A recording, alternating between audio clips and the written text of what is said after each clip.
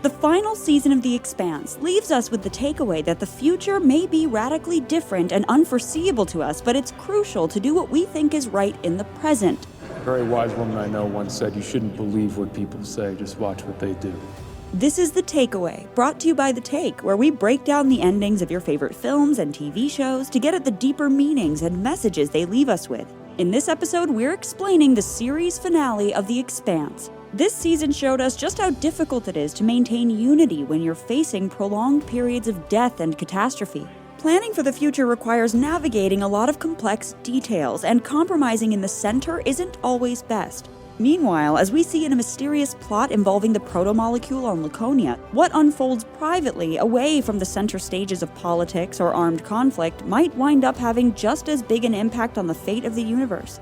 You never know the effect you might have on someone. Not really.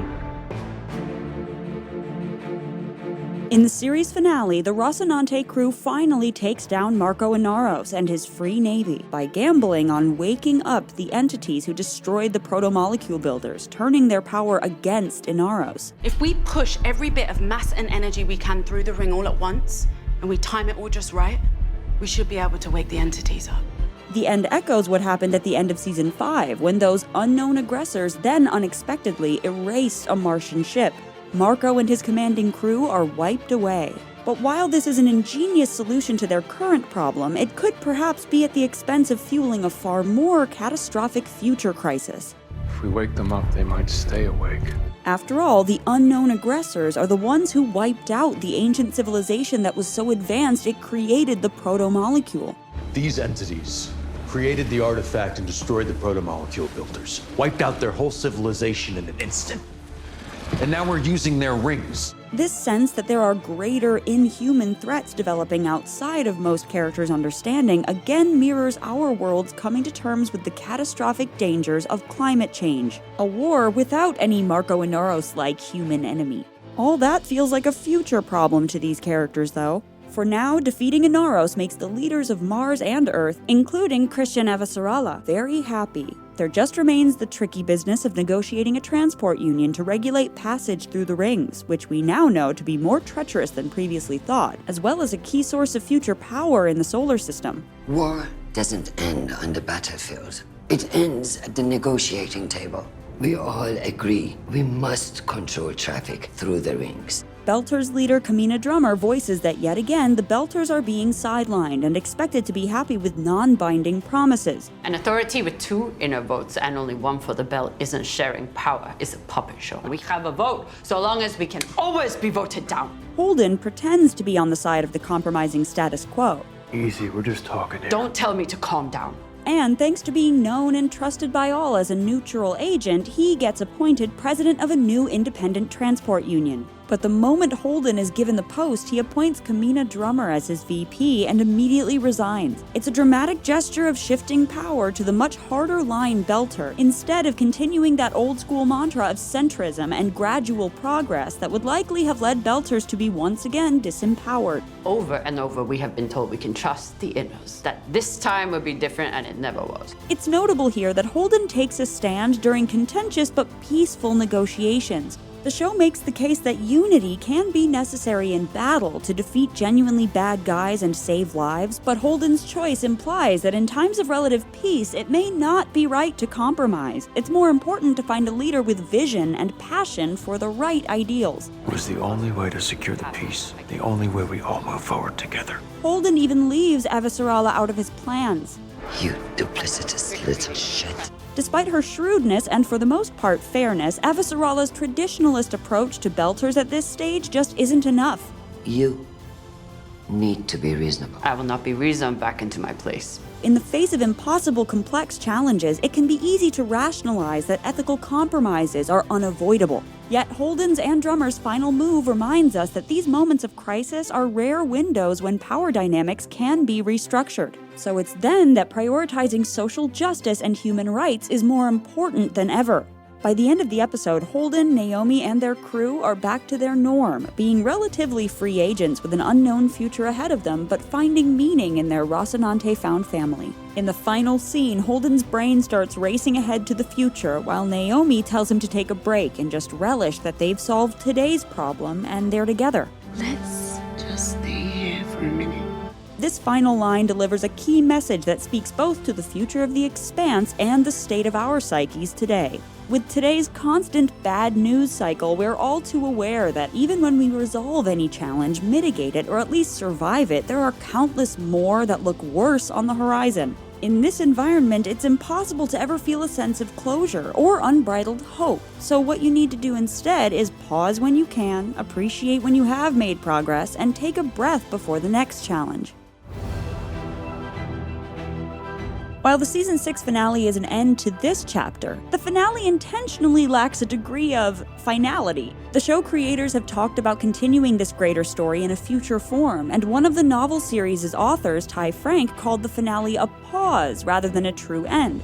The parallel story in Season 6, taking place during the episode's cold open, is based on the novella Strange Dogs, which appears to take place between Book 6 and Book 7 of the Expanse novel series. And the plot is a bridge to the story's future, which focuses a lot on the Laconian Empire around 3 decades after the events we've been watching. Laconia is the planet beyond the Ring Gate, where the last errant bit of protomolecule has landed, apparently giving the place's inhabitants life-giving or resuscitating properties. These properties are accidentally discovered by a girl named Kara on Laconia, who's amazed by the revival of a dead bird-like creature she cares for. Then, when a tragic accident befalls her younger brother, Kara takes it upon herself to bring him back.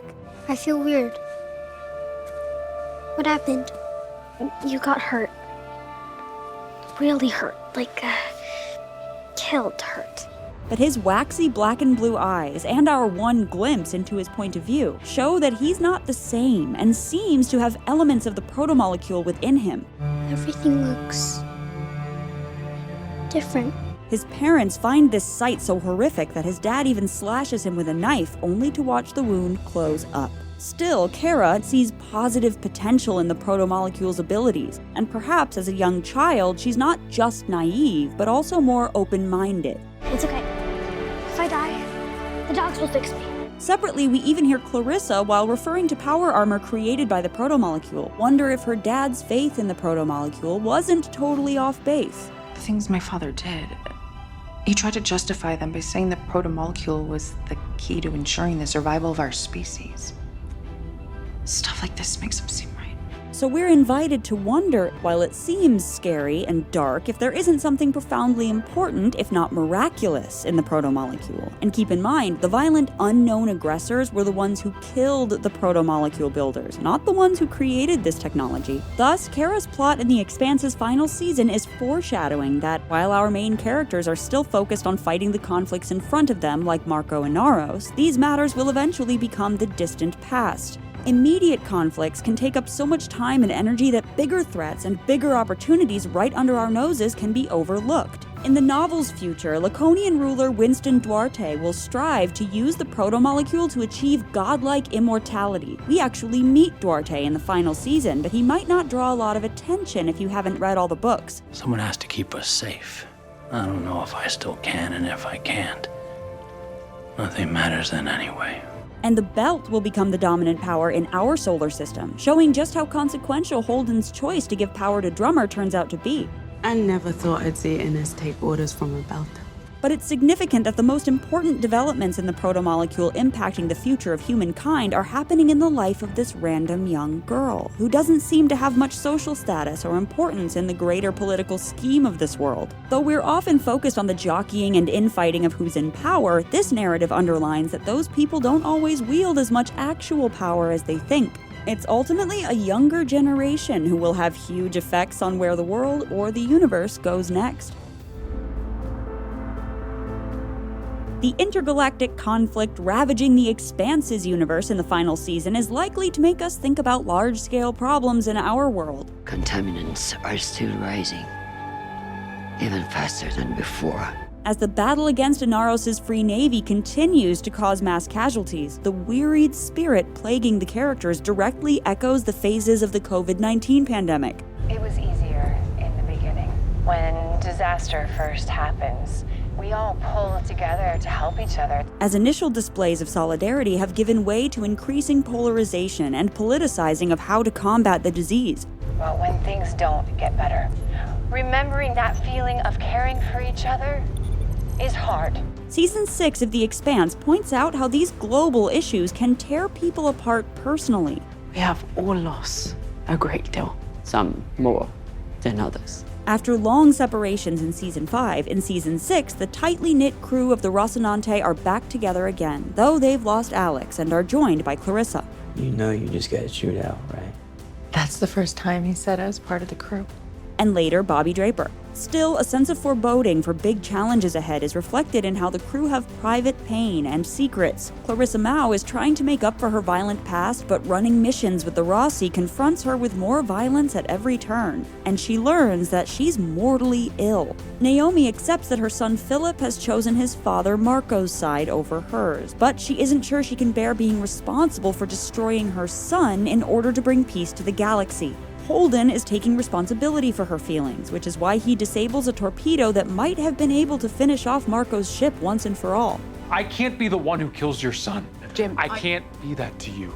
Ultimately, Holden and Naomi and the crew as a whole find ways to address their torments together and bond more closely, rather than being totally alone with their pain. When Naomi observes that Clarissa views Amos as a North Star, much like Naomi was to Amos. Do you remember the first time you called me boss?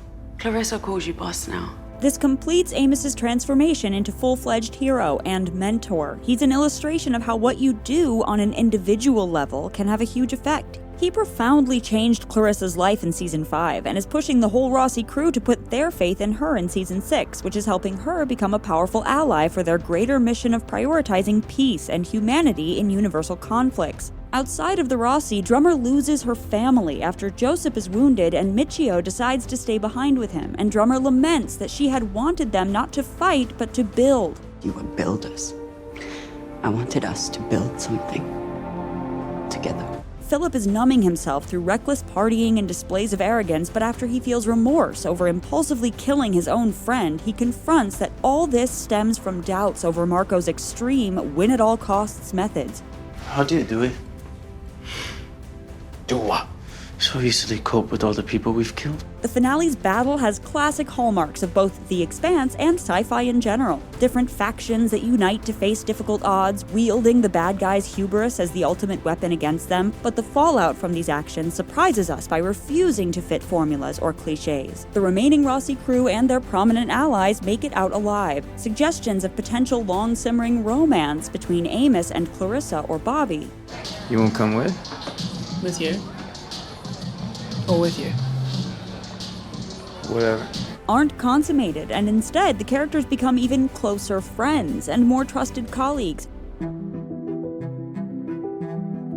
Many of this season's plot points revolve around characters not finding things out. And we still don't know what happened to that protomolecule sample. Most centrally, we've yet to unlock the answer to the key mystery of what the protomolecule truly is or wants, who its ancient creators were, and whether the unknown aggressors stayed awake or angry as Holden feared. The final episode's cold open leaves Kara and her brother on the run, while the Rossi crew remains unaware they exist. Naomi doesn't find out that Philip is alive, having abandoned Inaros and taken on her name. You didn't do it for a reward or a pat on the head.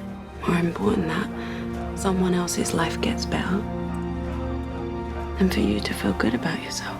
Finally, we as viewers don't really find out concretely what the Rossi is doing next. You can fly security for freighters. Maybe get a consulting gig in one of the colonies. Even the future books leave some of this to the imagination. They may refer to the adventures of the next 3 decades, but their action picks up after that. All of these non-reveals together make a point about how much we always don't know about the universe around us. The universe never tells us if we did right or wrong. The show encourages us to zoom out and look not just at our greater solar system and beyond, but examine in a large-scale way the course of history. On that scale, you realize how many unexpected twists and discoveries change our collective future, and how unpredictable those changes can be. All you can really do is set your sights on the bigger picture, look clearly at the information in front of you, be willing to do what's right even if it's not the easiest or most popular decision, and be open to discovering the most mind-blowing, unexpected truths about how the universe works. So what did you think of the Expanse series finale? Let us know in the comments, and be sure to subscribe to the Amazon Prime Video channel.